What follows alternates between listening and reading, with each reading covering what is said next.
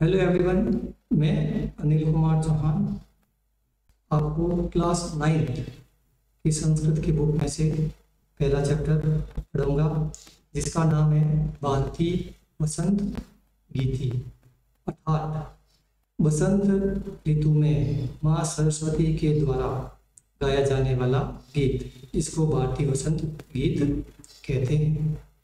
इस पाठ में वसंत ऋतु के आगमन का वर्णन किया गया है।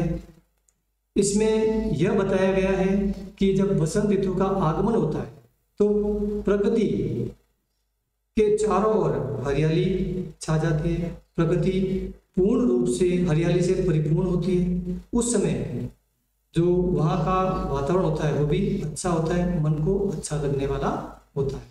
अब हम इस पाठ की विस्तार पूर्वक शुरुआत करेंगे। अयम पाठ, अयम का मतलब होता है यह।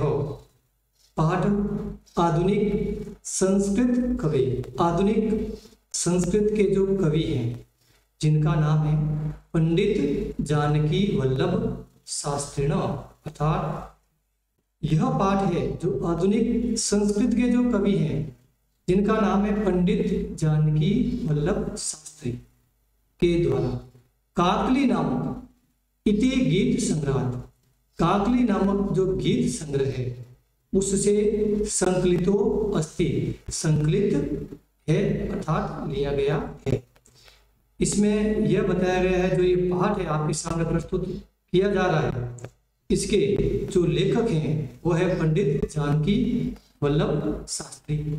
और ये जो पाठ है भारतीय वसंत गीति, यह काकली नामक जो एक गीत संग्रह, छोटा सा गीत का एक समूह है, उससे लिया गया है। इस पाठ में क्या बताया गया है कि प्रकृति सौंदर्यम अवलोक्य, प्रकृति के सौंदर्य को अवलोक्य देख करके कवि है जो वसंत ऋतु में प्रकृति के सौंदर्य को देखकर सरस्वत्या वीणाया मधुर जनकृतम प्रभविन्तु, ये कह रहा है कि प्रकृति के सौंदर्य को देख करके अर्थात प्रकृति के हरियाली को देख करके कवि माँ सरस्वती से प्रार्थना करता है। क्या प्रार्थना करता है? वीणा, मधुर वीणा बजाने की प्रार्थना करता है। अर्थात वह माँ सरस्वती से प्रार्थना करता है, हे माँ सरस्वती आप नई वीणा बजाओ, अर्थात नई धुन में एक वीणा बजाओ। इति भावना पूर्व परस्पर कवि प्रकृति सौंदर्यम वर्णयम सरस्वती वीणा वादनाय संप्राप्यते, अर्थात कवि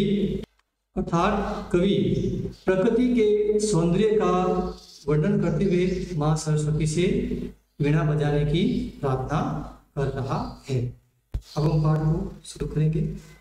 श्लोक पहला है जिसमें कवि माँ सरस्वती से प्रार्थना कर रहा है कि हे माँ सरस्वती आप ऐसी वीणा बजाओ जिसमें मधुर गीत हो, नई नीतियाँ हो, जिससे कि चारों ओर का जो वातावरण है वह खुशहाल हो उठे।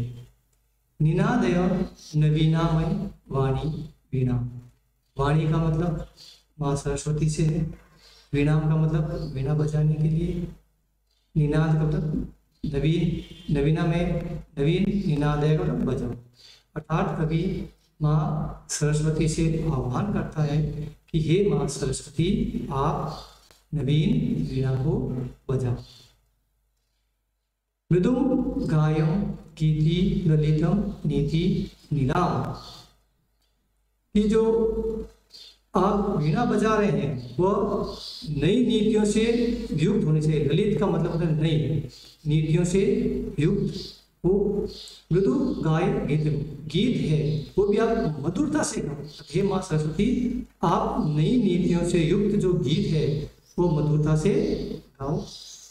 मधुर मंजरी पिंजरी भूतमाला वसंते रसंती सदसा रसा, अर्थात वसंत ऋतु के आगमन पर रस से युक्त जो आम होते हैं उन आम के पेड़ों पर मधुर मंजरी, मधुर मीठे आम लगने वाले जो पुष्प हैं, कलियां, कलियों से सुशोभित है। पिंजरी भूतमाला, पिंजरी का मतलब होता है कि जो पुष्प है वो पीले कलर के हैं, और वो भी किसमें, समूह के रूप में, अर्थात कि हे मां सरस्वती आप ऐसी वीणा बजाओ जिसमें रस से युक्त जो आम के वृक्ष हैं, उन आम के वृक्षों पर मीठे मधुर जो पीले रंग के पुष्प हैं वो एक समूह के रूप में शोभायमान हो। कलापा, ललित, कोकिला, काकली, नाम। ये आगे कह रहा है कि उन्हीं आम के वृक्षों पर कोयलों का, कोयलों का मतलब कोयल, कोयलों का समूह बैठा है जो कि बहुत ही सुशोभित या अच्छा दिखाई दे रहा है, और वो कोयलों का समूह उन आम के वृक्षों पर बैठकर गुंजायमान हो रहा है, अर्थात ध्वनि कर रहा है, जिसकी ध्वनि को सुनकर कवि के मन में एक आनंद का अनुभव होता है, और वो माँ सरस्वती से प्रार्थना करता है कि हे माँ सरस्वती नवीन वीणा को बजाओ। उसके आगे हम अगला श्लोक लेंगे जिसमें आप ये चित्र देख रहे हैं। इसमें बताया गया है कि यमुना नदी का जो तट है, उस तट के चारों ओर जो हरियाली है, प्राकृतिक सौंदर्य का वर्णन किया गया है, और बसंत ऋतु में प्रकृति में क्या परिवर्तन आते हैं उसके बारे में बताया गया है। वहती मंद मंद समीरे समीरे के बसंत ऋतु के आगमन पर वायु है वो धीरे धीरे बहती है, और वायु धीरे धीरे बहती है तो उसके साथ धीरे धीरे वायु बहने के साथ जो नदी का पानी होता है वो भी धीरे धीरे वायु के साथ नदी में बहता है। कलिंद आत्मजाया स्वा नीरे धीरे, कहने का मतलब है यमुना नदी के जो किनारे तट पर, यमुना नदी के किनारे जो यमुना नदी का जो तट है अर्थात किनारा है, उस किनारे पर शायद नीरे धीरे अर्थात बेलें लगी हुई लताएं हैं, उन लताओं की जो बहते हैं वो बहते हैं क्या है, पानी को, यमुना के नदी के पानी को स्पर्श करती है, और स्पर्श करते हुए पानी को आगे से आगे हिल रही है, मतलब धीरे धीरे चल रही है। नता पंक्तिम अवलोक्य मधु माधविना, और उसी यमुना नदी के किनारे मालती रूपी लताओं को झुका हुआ देख करके कवि का मन आनंदित होता है, और वो माँ सरस्वती से प्रार्थना करता है कि हे माँ सरस्वती आप वीणा को बजाओ। उसके बाद में आगे इसमें बताया गया है कि जब बसंत ऋतु आती है तो चंदन के वृक्ष की जो खुशबू है, सुगंध, वह वायु के साथ धीरे धीरे आगे बढ़ती है, जिससे कि वहाँ का आसपास का जो माहौल है, वातावरण है, वो भी सुगंधित हो जाता है। ललित पल्लवे पादपे पुष्पकुंजे, अर्थात बसंत ऋतु के आगमन पर जो वृक्ष हैं वो नए नए पत्तों से सुशोभित हो जाते हैं, पुष्पों से सुशोभित हो जाते हैं। मलया मारु तो चुंबिते मंजू कुंजे, अर्थात कि जब चंदन के वृक्ष हैं, उन चंदन के वृक्षों की जो सुगंध है वह वायु के साथ साथ धीरे धीरे प्रकृति के चारों ओर फैलती रहती है, जिससे कि वहाँ का वातावरण है वो सुगंधित हो जाता है। मंजू कुंजे, और उन्हीं पुष्पों पर, और जो वृक्ष हैं उन वृक्षों पर जो लगे हुए पुष्प हैं, उन पुष्पों पर स्वर्ण अंति अतिरिक्षम मली नाम मालिनाम, और उन्हीं पुष्पों के जो कुंज हैं, समूह हैं, उन समूहों पर काले भंवरे होते हैं, वह एक समूह के रूप में गुंजायमान हो रहा है, जिसको देखकर कवि को बड़ी प्रसन्नता हो रही है, उसका हृदय आनंद से परिपूर्ण हो रहा है।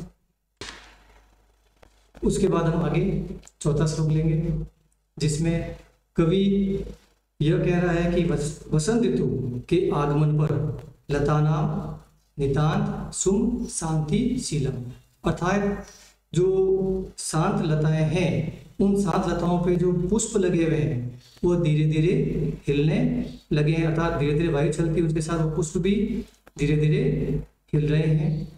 चलेत दुच क्लेतांत सलीलम सलीलम, अर्थात वायु के साथ साथ जब नदी का जल है वो भी क्या है उछालमान हो रहा था, वायु का जो नदी है नदी का जल है वह कल कल करते हुए बहता हुआ जा रहा है। तवा कर्ण्य वीणा आदिना नदीना, इस नदी के जल की जो कलकल की ध्वनि है इसको सुन करके इसकी जो ध्वनि है इतनी मधुर लगती है जिससे कवि का हृदय आनंदित हो उठता है और वह माँ सरस्वती से प्रार्थना करता है कि हे माँ सरस्वती आप ऐसी वीणा बजाओ जिससे कि प्रकृति की हरियाली, प्रकृति में चारों ओर शांति बनी रहे, वातावरण शुद्ध रहे। अब अगला जो इसका भाग है हम नेक्स्ट वीडियो में लेंगे।